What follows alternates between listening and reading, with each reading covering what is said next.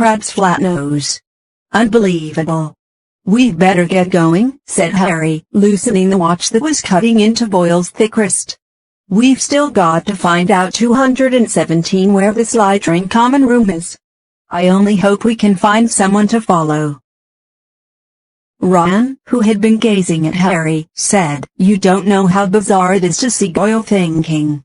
He banged on Hermione's door. "Come on, we need to go," a high-pitched voice answered him. I don't think I'm going to come after all. You go on without me." "Hermione, we know Millicent Bulstrade's ugly. No one's going to know it's you." "No, really, I don't think I'll come." "You two hurry up, you're wasting time." Harry looked at Ron, bewildered. "That looks more like Goyle," said Ron. "That's how he looks every time a teacher asks him a question." "Hermione, are you okay?" said Harry through the door. "Fine, I'm fine, go on." Harry looked at his watch. 5 of their precious 60 minutes had already passed. "We'll meet you back here." "All right," he said. Harry and Ron opened the door of the bathroom carefully, checked that the coast was clear, and set off. "Don't swing your arms like that," Harry muttered to Ron. The figure was emerging from a side room. As they hurried nearer, however, their hearts sank. It wasn't a slide train, it was Percy. "What are you doing down here?" said Ron in surprise. Percy looked affronted. "That," he said stiffly, "is none of your business." "It's Crabbe, isn't it?" 2:19 WH. "Oh, yeah," said Ron. "Well, get off to your dormitories," said Percy sternly. "It's not safe to go wandering around dark corridors these days." "You are," Ron pointed out. "I," said Percy, drawing himself up, "am a prefect. Nothing's about to attack me." A voice suddenly echoed behind Harry and Ron. Draco Malfoy was strolling toward them, and for the first time in his life, Harry was pleased to see him. "There you are," he drawled, looking at them. "Have you two been pigging out in the Great Hall all this time?" "I've been looking for you. I want to show you something really funny." Malfoy glanced witteringly at Percy. "And what are you doing down here, Weasley?" he sneered. Percy looked outraged. "You want to show a bit more respect to a school prefect," he said. "I don't like your attitude." Malfoy sneered and motioned for Harry and Ron to follow him. Harry almost said something apologetic to Percy but caught himself just in time. He and Ron hurried after Malfoy, who said as they turned into gave a very forced laugh, and handed it to Harry. It had been clipped out of the Daily Prophet, and it said, "Inquiry at the Ministry of Magic. Arthur Weasley, head of the Misuse of Muggle Artifacts Office, was today fined 50 galleons for bewitching a Muggle car." Mr. Lucius Malfoy, a governor of Hogwarts School of Witchcraft and Wizardry, where the 221 enchanted car crashed earlier this year, called today for Mr. Weasley's resignation. "Weasley has brought the ministry into disrepute," Mr. Malfoy told our reporter. "He is clearly unfit to draw up our laws, and his ridiculous Muggle Protection Act should be scrapped immediately." Mr. Weasley was unavailable for comment, although his wife told reporters to clear off or she'd set the family gal on them. "Well," said Malfoy impatiently as Harry handed the clipping back to him. "Don't you think it's funny?" "Ha, ha," said Harry bleakly.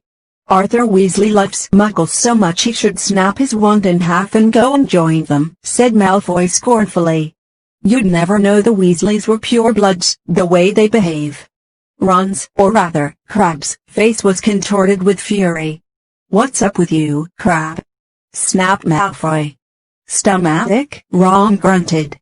"Well, go up to the hospital wing and give all those mudbloods a kick from me," said Malfoy, snickering.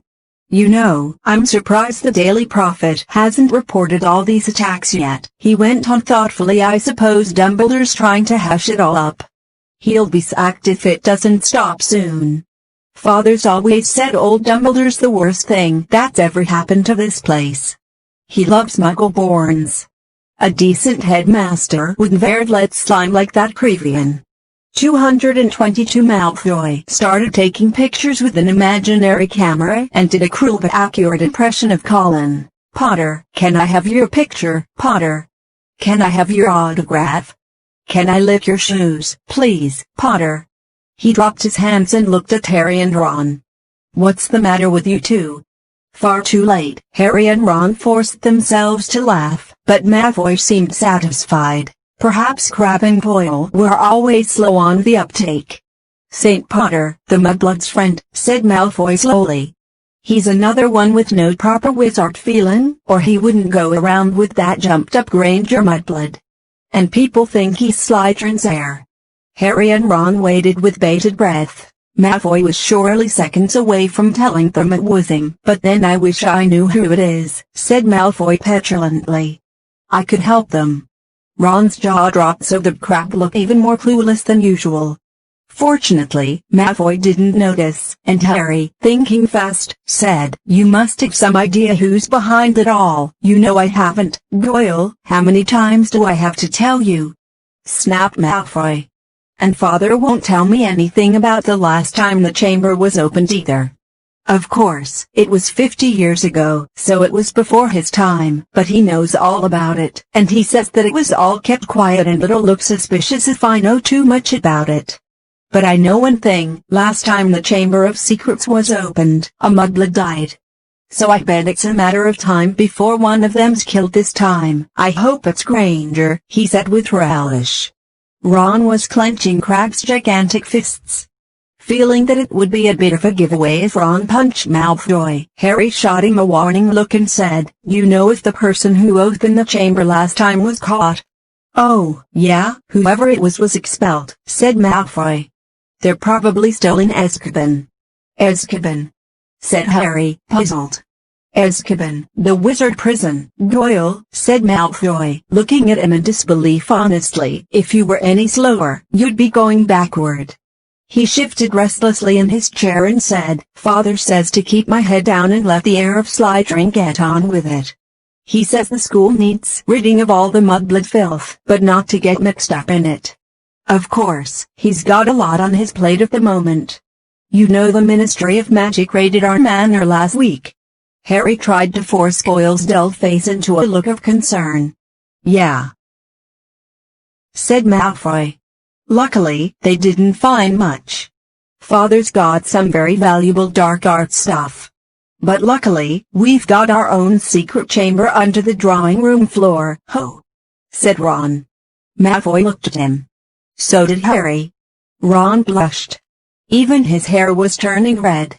His nose was also slowly lengthening. Their hour was up. Ron was turning back into himself, and from the look of horror he was suddenly giving Harry, he must be, too. They both jumped to their feet. Medicine for my stomach, Ron grunted, and without further ado they sprinted the length of the Slytherin common room, hurled themselves at the stone wall, and dashed up the passage, hoping against hope that Malfoy hadn't noticed anything. Harry 224 could feel his feet slipping around in Goyle's huge shoes and had to hoist up his robes as he shrank. They crashed up the steps into the dark entrance hall, which was full of a muffled pounding coming from the closet where they'd locked Crabbe and Goyle. Leaving their shoes outside the closet door, they sprinted in their socks up the marble staircase toward Moaning Myrtle's bathroom. Well, it wasn't a complete waste of time, Ron panted, closing the bathroom door behind them. I know we still haven't found out who's doing the attacks, but I'm going to write to Dad tomorrow and tell him to check under the Malfoy's drawing room. Harry checked his face in the cracked mirror. He was back to normal. He put his glasses on as Ron hammered on the door of Hermione's stall. Hermione, come out, we've got loads to tell you, go away. Hermione squeaked. Harry and Ron looked at each other. What's the matter? Said Ron. You must be back to normal by now. We are, but Moaning Myrtle glided suddenly through the stall door. Harry had never seen her looking so happy. Ooh, wait till you see, she said. It's awful. They heard the lock slide back and Hermione emerged, sobbing, her robes pulled up over her head. What's up? Said Ron uncertainly. Have you still got Millicent's nose or something? Hermione let her robes fall and Ron backed into the sink. Her face was covered in black fur. Her eyes had turned yellow and there were long, pointed ears poking through her hair. It was a sea cat hair. she howled.